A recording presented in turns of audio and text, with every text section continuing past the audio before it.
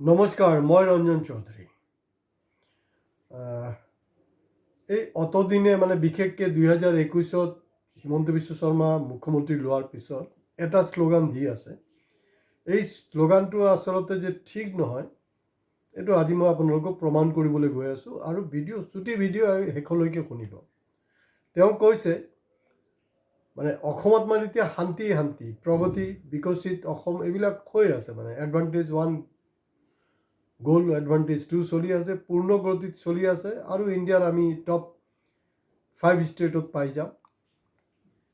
এই কথা বতৰাবিলাক আছে। আৰু তাৰ আৰু যোনটো মেইন কাহানী তেওঁ ক'ব বিচাৰিছে অতদিনে, এয়া হ'ল অসমত এতিয়া আৰু কোনো হিংসা নাইকিয়া হৈ গ'ল, বন্ধ নহয়, পথ অৱৰোধ নহয়।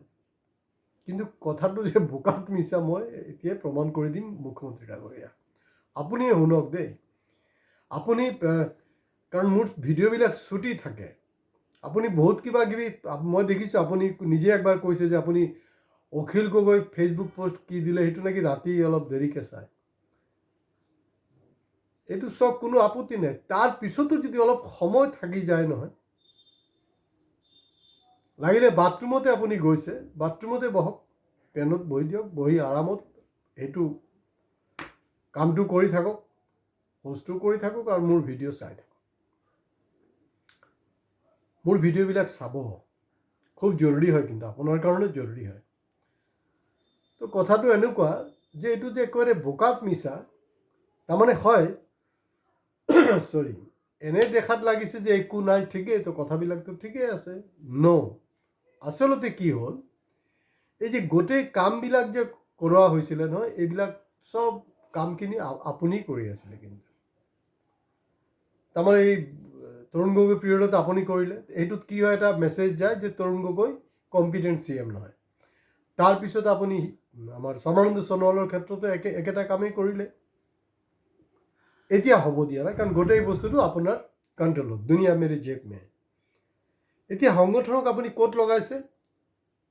কয়লা 2 নম্বৰীত লগাই দিলে। চব মুক্ত খনন হৈছে, কয়লা গৈ আছে, এইটো চবেই জানে। কাৰণ পুলিচ বিষয়াই কৈছে যে মোৰ মাথা বেয়া হ'ল নেকি যে মই এইটোক ৰুধিবলৈ যাম, মোক গুলিয়াই দিব, মোৰ লগত থকা যিমান চিপাহী আছে চব পলাব, আল্টিমেটলি ইনভেষ্টিগেশ্যন একো নহ'ব, লাগিলে দেখুৱাই দিয়া হ'ব যে মোৰ ছুচাইড কৰিছোঁ বুলি। সেইটো আতংকত পুলিচবিলাক কাম কৰি আছে। গতিকে অসম পুলিচৰ প্ৰতি মোৰ পূৰা আস্থা আছে। তেওঁলোকৰ যোনটো পাৰদৰ্শিতাক লৈ মোৰ কোনো ধৰণৰ সন্দেহ নাই, চব ঠিকেই আছে। এতিয়া অলপতে ওলাইছে আছুৰ কেন্দ্ৰীয় নেতা আৰু বেলেগ ইত্যাদি সংগঠনৰ নেতাবিলাক, তেওঁলোকে আমাৰ যে টেৰৰিষ্ট অৰ্গেনাইজেশ্যনবিলাক আছে, তেওঁলোকে তাৰ পৰা টকাৰ যোগানটো দিছিলে। কেনেকৈ? তেওঁলোকে বিজনেছমেনৰবিলাক টকা লয়, টকাটো তাৰ পৰা যোগান দিয়ে। আৰু এই যে একশ্যন যোনটো হৈছে, বিশেষকৈ তিনিচুকীয়া জিলাত বা বাকী অঞ্চলতো উজনিত হ'ল, মেইন চেণ্টাৰটো হ'লগৈ তিনিচুকীয়া জিলা, তাৰ সেইটো কৃতিত্ব কিন্তু আপোনাৰ নহয়, যদিও আপুনি অসমৰ হোম মিনিষ্টাৰ হয়। এই সম্পূৰ্ণ কৃতিত্ব কিন্তু নাগপুৰৰ RSS হেডকোৱাৰ্টাৰ। কাৰণ যেতিয়াই বেপাৰী ঝামেলাত পৰিছে, কাৰণ চাওক, এনে বেপাৰীৰ পৰা চবে ডনেশ্যন লৈছে, আপুনিও লৈছে, চবে লৈ আছে, কিন্তু মাত্ৰাটো যেতিয়া চেৰাই যায় নহয়, তেতিয়া তেওঁলোকে RSS হেডকোৱাৰ্টাৰত কৈ দিয়ে যে এনেকৈ কৰিলে কিন্তু আমি চিধা গুচি আহিব লাগিব। এইবিলাক RSSৰ পৰা প্ৰেছাৰ আহে, তাৰপিছতে পুলিচ একশ্যন কৰে।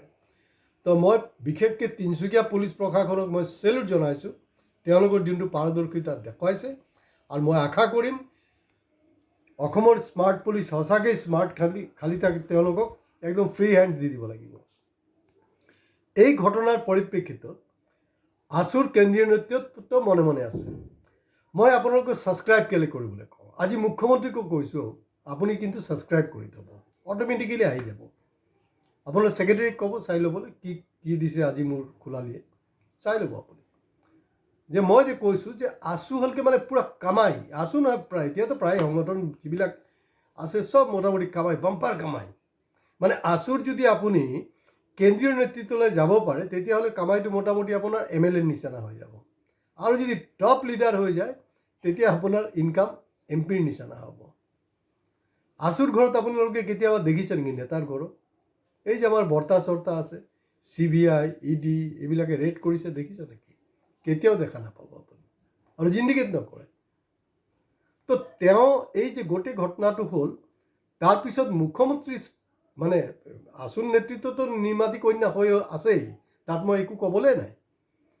কিন্তু মুখ্যমন্ত্ৰী ডাঙৰীয়া কমচে কম আপুনি আমাৰ পুলিচ প্ৰশাসনক উৎসাহিত কৰাৰ কাৰণে ক'ব লাগিছিলে যে ৱেল ডান।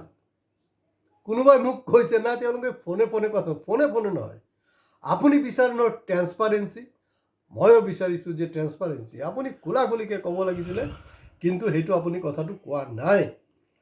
তো একচুৱেল ৰাজটো যি আছে এইটো RSS হেডকোৱাৰ্টাৰৰ হেঁচাতে এই কামবিলাক হয়। কেলে আমাৰ এই উশৃংখল চহিয়াৰ কথাটো নিশ্চয় মনত আছে, তাক কোনে নাকি লগালে? আপোনাৰ নিৰ্দেশত কেবিনেট মিনিষ্টাৰ ৰণোজ পেগু ডাঙৰীয়াৰ ওচৰত মানে উপস্থিতিত শিৱসাগৰত তেওঁলোকক আঁঠু কৰালে বেপাৰী।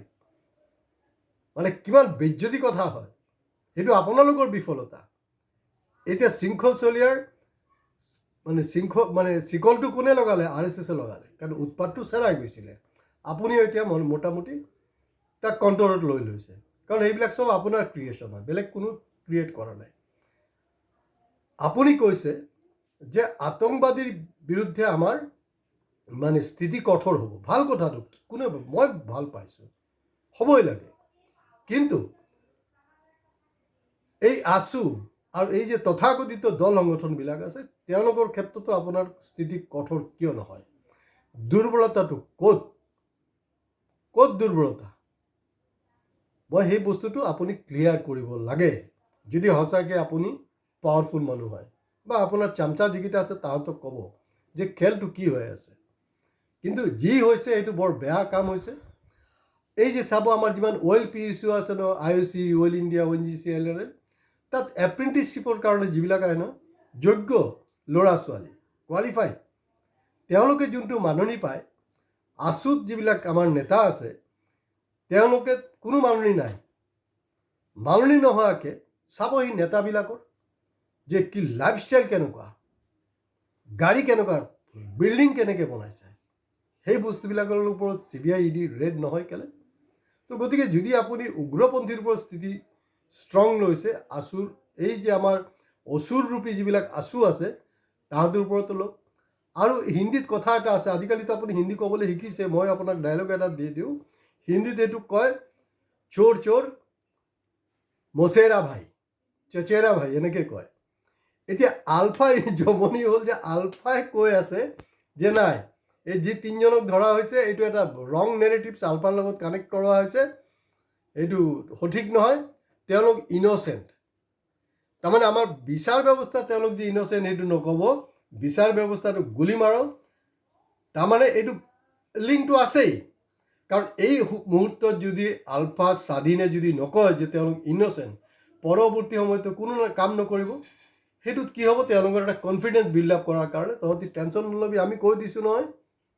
আৰু হিমন্ত কিন্তু আমাৰ মতে কাম কৰিব, আৰু হয়তো সেইটো কাৰণে তেওঁ আছুৰ বা এই বাকী দল সংগঠনবিলাকৰ ওপৰত যে নমনীয় যে এটা ভাৱ, সেইটোৰ কাৰণে বেলেগ আৰু কোনো ফাণ্ডা নাই। বোধ কৰোঁ অসমৰ কোনো ইউটিউবাৰ, কোনো ছ'চিয়েল মিডিয়াৰ লগত জড়িত কোনো এংকাৰ ঠিক এই ধৰণে আচল নেৰেটিভছটো দিয়া নাই। যদি ভাল লাগিছে ভিডিঅ' শ্বেয়াৰ কৰিব, লাইক কমেণ্টছটো কৰিব, হয় আপোনালোকে